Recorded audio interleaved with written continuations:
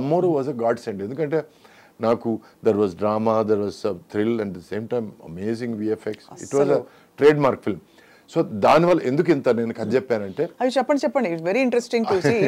అంటే అది చాలా సాహసోపేతమైన, మీరు చెప్పినట్టు నిజమండి. అలా కంఫర్ట్ జోన్లో ఉండిపోవడం వేరు, కానీ మీరు ఆ రిస్క్ తీసుకుని దాని కష్టాలు పడి నలిగి మళ్ళీ బయటకు వచ్చి అది అంటే నేను ఎవరి మీద కంప్లైంట్ చేయడం లేదు. అప్పట్లో నేను తమిళ్లో మ్యాక్సిమం తీసుకునేది 5 lakhs అండి.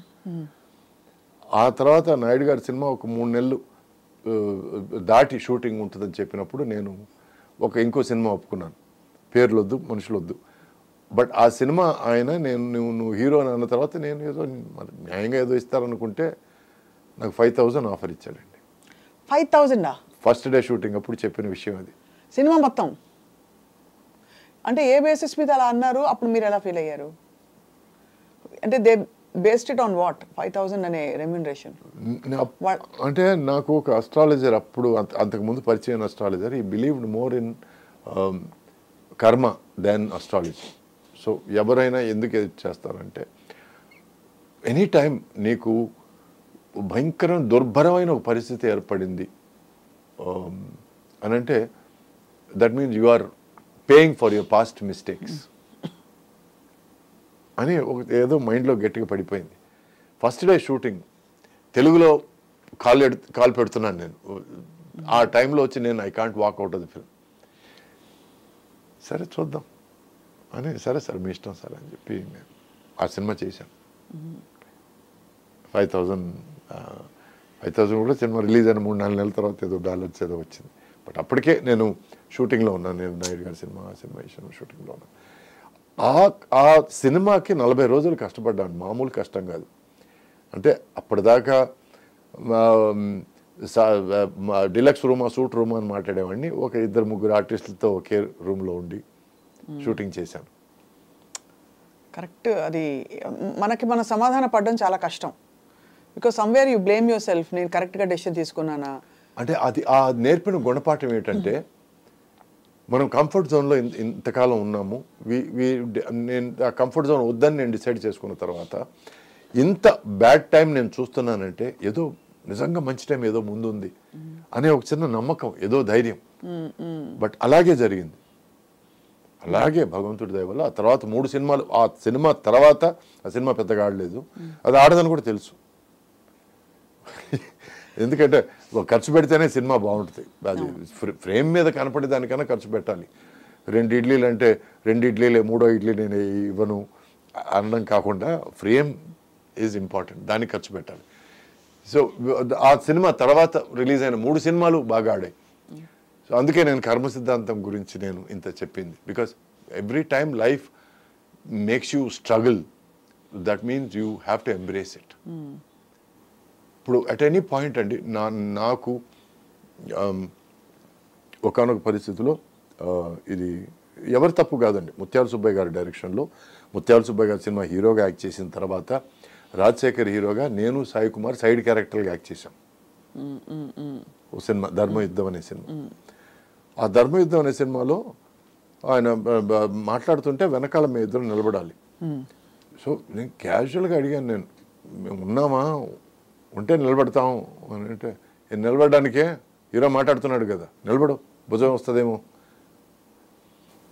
సరే ఓకే, ఇది పడదాం అని అనుకున్నాను. So it is not anybody's fault అండి.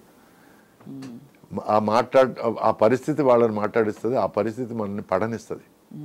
బట్ నేను నాకు ఈక్వల్ క్యారెక్టర్ ఉంటుందని నమ్మి వచ్చాను అక్కడికి. బట్ వచ్చిన తర్వాత పరిస్థితి అది కాదు.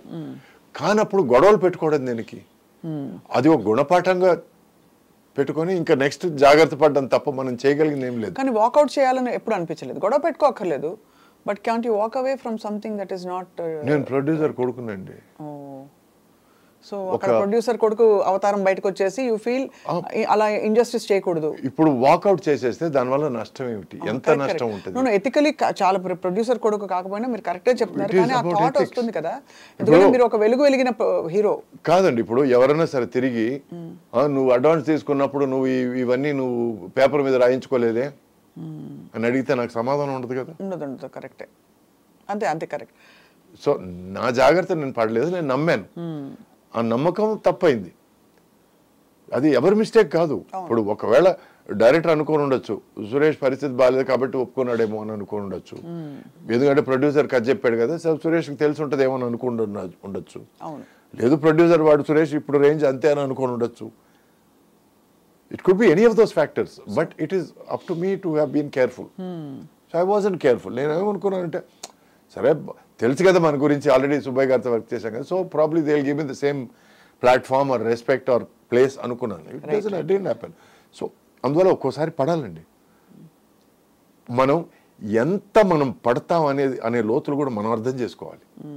How much can this spring be pushed? Because I think of myself as a spring. నువ్వు ఎంత పుష్ చేస్తే, సారీ ఫర్ ద లాంగ్వేజ్, దాని అమ్మ అంత ఎగురుతాను నేను.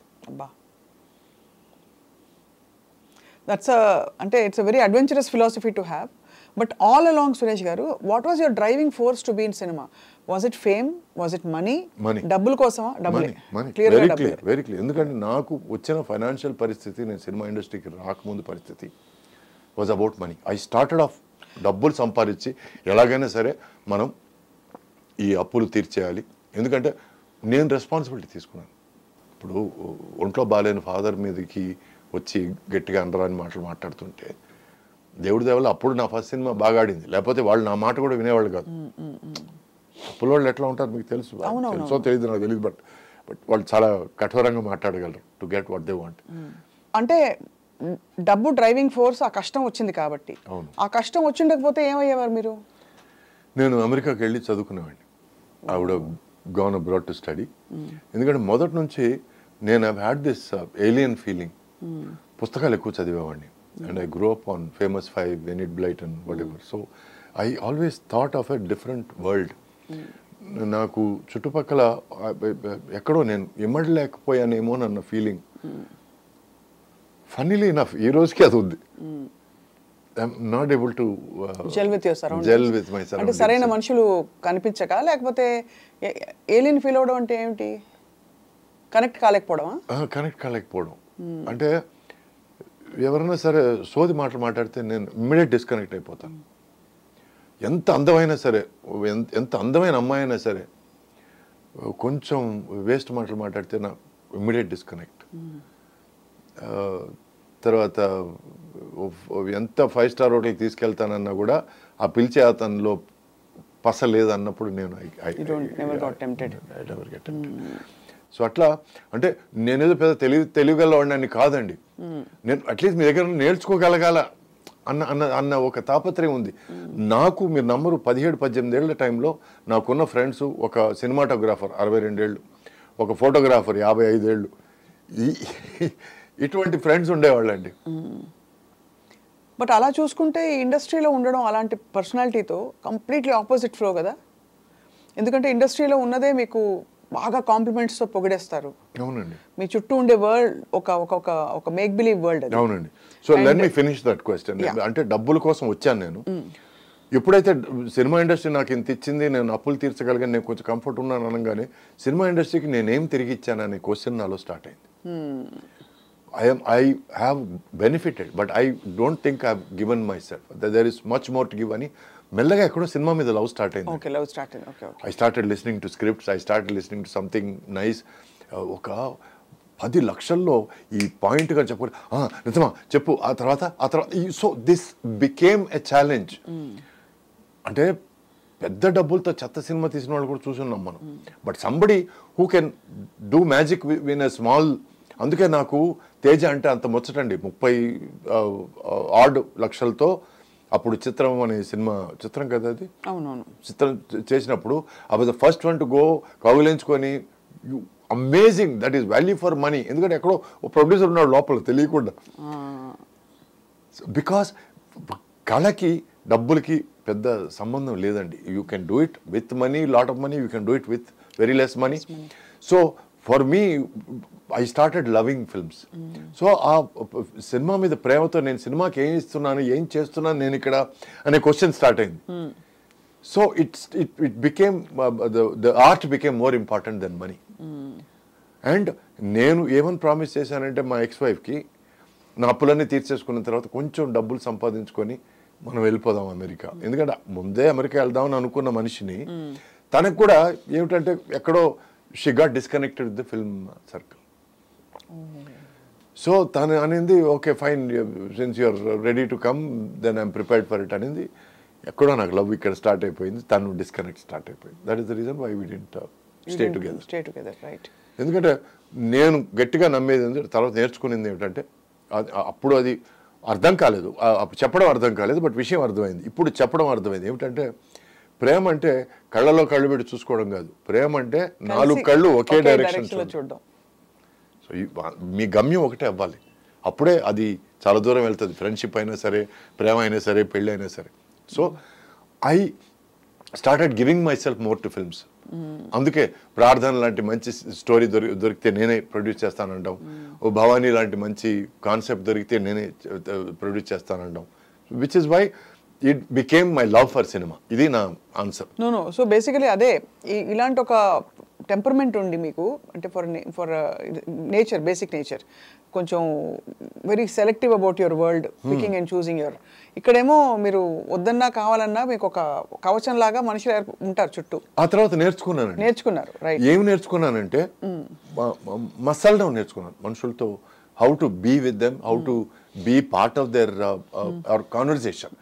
అంటే వాళ్ళ జీవితాల్లో ఒక భాగం నేను కాలేను, ఎందుకంటే అంత పేషెన్స్ లేదు నాకు. అప్పటి వరకు ఎట్లా కలిసిమెలిసి ఉండడం, ఎట్లా వాళ్ళు ఓ చిన్నపిల్లవాళ్ళలాగా మాట్లాడితే నేను చిన్నపిల్లవాడే మాట్లాడడం, అప్పుడు ఏదైనా వాళ్ళు ఏదో వేషాలు వేస్తే నేను కలిపి వేషాలు వేయడం. I learned to be a part of that, so that I don't feel bored and I don't make them feel like I'm వీడేదో పెద్ద తోపు అని ఫీలింగ్ అనేది రాకుండా ఉండడం కోసం నేను I learn to get along, which was also important part of my learning to act. అది కూడా ఒక లెసన్ అనే అనుకుంటున్నాను నేను. మీ ఎక్స్ప్రెషన్స్ చాలా సటిలిటీస్ కూడా మీరు ఐబ్రో ఇలా అనడం ద్వారా మీరు చాలా ఆల్మోస్ట్ సీజన్డ్ యాక్టర్ లాగే కనిపించారు బిగినింగ్ నుంచి. The little that we observe.